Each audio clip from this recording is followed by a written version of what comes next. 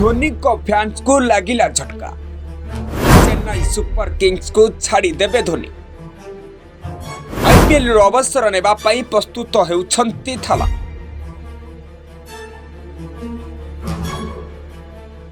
CS को लागिला सख्त झटका। आईपीएल अवसर नेले धोनी। चिंतारे चेन्नई सुपर किंग्स टीम। 5 थर सीएस को चैंपियन करिथिबा महेंद्र सिंह धोनी को आईपीएल अवसर योजना प्रस्तुत हो सारी।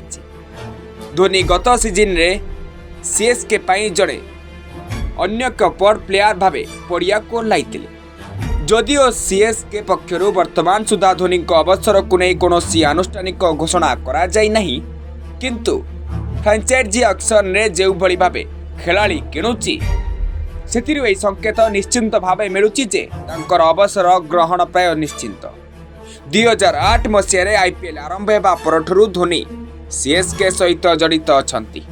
से दलर प्रथम अधिनायक थिले एवं आज पर्यंत से सीएसकर सबुठारु बड़ परिचय। चेन्नईर प्रशंसक माने धोनी को श्रद्धारे थाला बोली डाकन, जार अर्थ हेउची नेता किंबा बड़ भाई। धोनी नेतृत्व में सीएसके आईपीएल इतिहास रे अन्यतम सफल दल हो पारि।